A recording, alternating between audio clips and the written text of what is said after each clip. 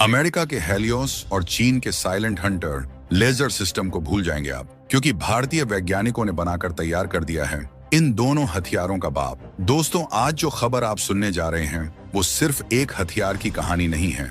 ये उस मानसिकता के टूटने की कहानी है जो सालों से भारत को कमजोर समझती आई है। ये वही सोच है जो बीजिंग और इस्लामाबाद के पावर सेंटर्स में बैठकर ये मानती थी कि भारत सिर्फ बाहर से हथियार खरीदेगा, खुद कुछ क्रांतिकारी नहीं बना पाएगा। लेकिन अब हालात बदल चुके हैं और बदलाव इतना बड़ा है कि उसकी गूंज भारत की सीमाओं से निकलकर सीधे दुश्मन के रणनीतिक कमरों तक पहुंच रही है। अब तक भारत के डिफेंस सेक्टर की एक तय तस्वीर थी। जब भी कोई खतरनाक हथियार बनता तो कहा जाता था कि ये डीआरडीओ की लैब से निकला है या किसी सरकारी कंपनी की फैक्ट्री से आया है। आम धारणा यही थी कि प्राइवेट कंपनियां सिर्फ स्क्रू, बोल्ट या सपोर्ट सिस्टम बनाएंगी, लेकिन आज उसी धारणा को चकनाचूर कर दिया गया है। भारत में पहली बार एक प्राइवेट स्टार्टअप ने ऐसा काम कर दिखाया है जिसने दुनिया के बड़े बड़े डिफेंस दिग्गजों को सोचने पर मजबूर कर दिया है। कर्नाटक के बेलगाम से निकली एक खबर ने पूरे डिफेंस जगत में हलचल मचा दी है। यहाँ की एक युवा स्टार्टअप कंपनी ने भारत का पहला प्राइवेट लेजर हथियार तैयार कर लिया है।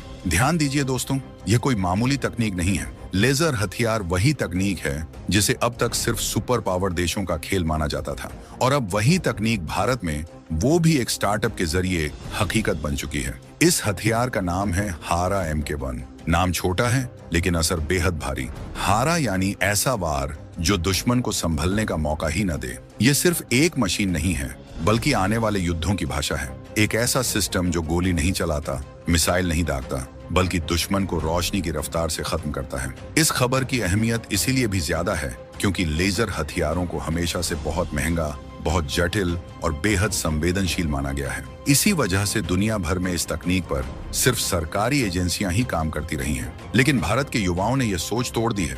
उन्होंने दिखा दिया है कि अगर हुनर और इरादे मजबूत हों तो संसाधनों की कमी भी रास्ता नहीं रोक सकती। ये भारत के डिफेंस इकोसिस्टम में एक नए दौर की शुरुआत है। अब देश की सुरक्षा सिर्फ सरकारी लैबों तक सीमित नहीं रहेगी। अब भारत का युवा, भारत का स्टार्टअप और भारत का निजी क्षेत्र भी सीधे राष्ट्रीय सुरक्षा में योगदान देगा। ये वही आत्मनिर्भर भारत है जिसकी बात सिर्फ भाषणों में नहीं बल्कि जमीन पर दिखाई देने लगी है। अब तक जब भी लेजर हथियारों की चर्चा होती थी तो तुलना अमेरिका या इजराइल से की जाती थी। कहा जाता था कि ये तकनीक भारत से बहुत आगे है, लेकिन बेलगाम की इस छोटी सी कंपनी ने साबित कर दिया है कि भारत का प्राइवेट सेक्टर भी अगर ठान ले तो दुनिया की नींव हिला सकता है। यही वजह है कि इस खबर के सामने आते ही रक्षा विशेषज्ञों के बीच खलबली मच गई है। किसी ने यह उम्मीद नहीं की थी कि कोई भारतीय स्टार्टअप इतनी जल्दी डायरेक्टेड एनर्जी वेपन जैसी हाई एंड टेक्नोलॉजी को न सिर्फ समझ लेगा बल्कि उसे काम करने लायक भी बना देगा। यही कारण है कि हारा MK1 को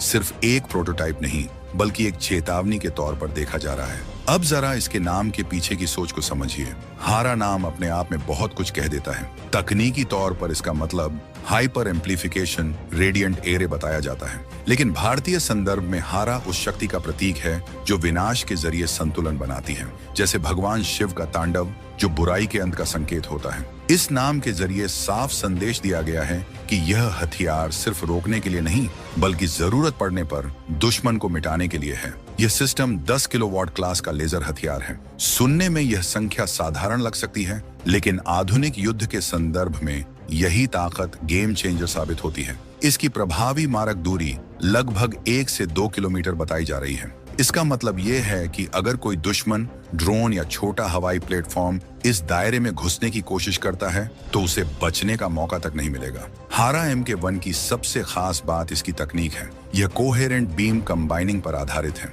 आसान भाषा में समझें तो कई छोटी लेजर किरणों को एक साथ जोड़कर एक बेहद शक्तिशाली बीम बनाई जाती है। जब ये सारी किरणें एक ही बिंदु पर फोकस होती हैं, तो वहां इतनी गर्मी पैदा होती है कि धातु तक पिघल जाती है।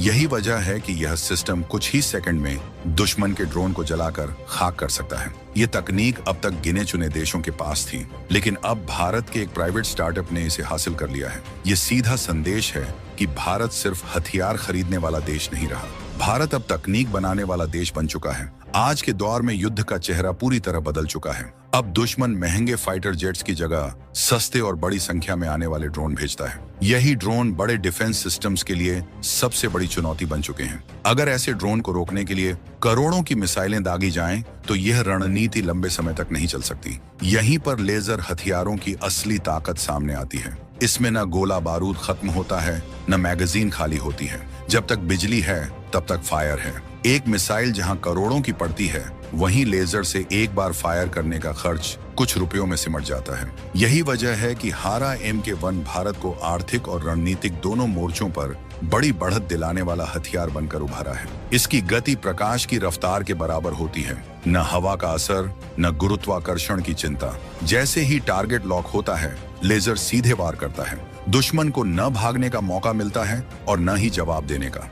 अब जरा उस सोच और उन लोगों की बात करते हैं जिनके दिमाग से यह खतरनाक विचार निकला।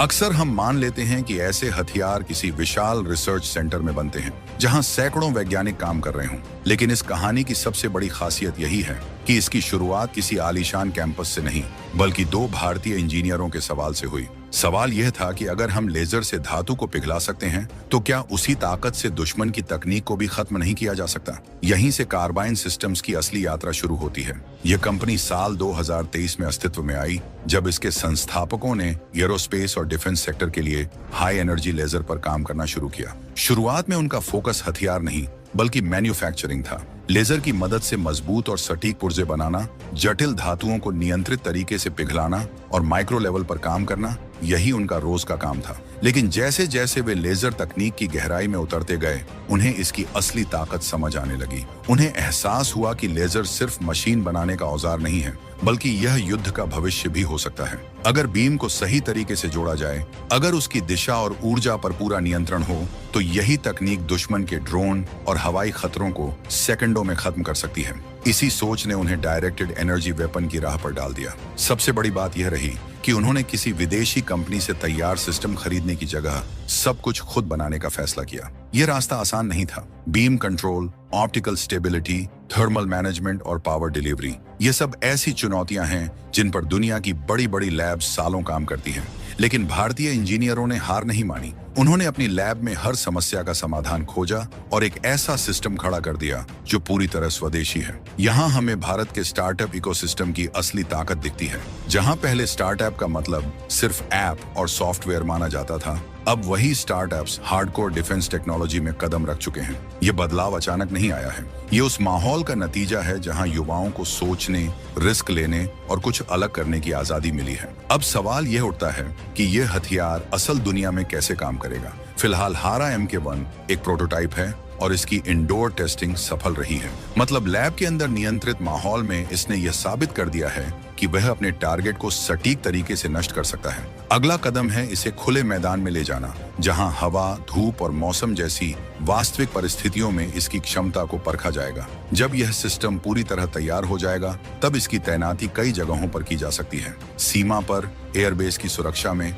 रणनीतिक ठिकानों के आसपास और बड़े शहरों के अहम इलाकों में। जरा सोचिए, अगर दुश्मन एक साथ दर्जनों ड्रोन किसी संवेदनशील ठिकाने की तरफ भेज दे, तो पारंपरिक हथियारों से उन्हें रोकना कितना मुश्किल होगा। लेकिन हारा MK1 जैसे लेजर सिस्टम के लिए यह सिर्फ कुछ सेकंड का काम है। इस हथियार की सबसे डरावनी खासियत इसका साइलेंट होना है। जब यह फायर करता है तो न कोई धमाका होता है, न कोई आवाज। दुश्मन को यह तक पता नहीं चलता कि हमला कहां से हुआ। ड्रोन आसमान में आता है और अगले ही पल राख बन जाता है। यह मनोवैज्ञानिक दबाव किसी भी दुश्मन के लिए सबसे बड़ा झटका होता है। भविष्य में जैसे जैसे इसकी पावर बढ़ाई जाएगी, इसकी भूमिका और भी खतरनाक होती जाएगी।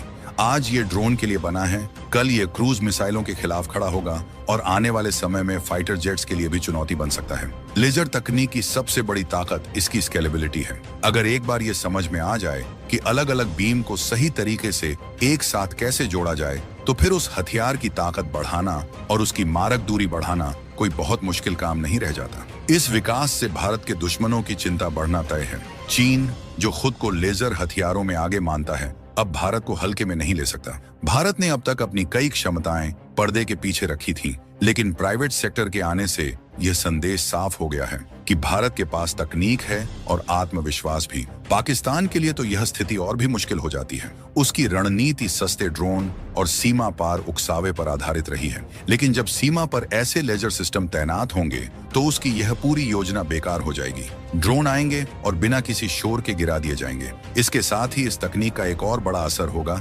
एक्सपोर्ट के क्षेत्र में। दुनिया के कई देश आज ड्रोन के खतरे से परेशान हैं। अगर भारत एक किफायती और भरोसेमंद लेजर सिस्टम देता है तो यह भारत को डिफेंस टेक्नोलॉजी के बाजार में एक मजबूत खिलाड़ी बना सकता है। यह भारत को सिर्फ उपभोक्ता नहीं बल्कि इनोवेटर और सप्लायर के रूप में स्थापित करेगा। तकनीकी तौर पर हारा MK1 को खास बनाने वाली कई बातें हैं। इसमें बीम शेपिंग और ऑप्टिकल कंट्रोल पर खास ध्यान दिया गया है ताकि लेजर हवा में अपनी ताकत न खोए।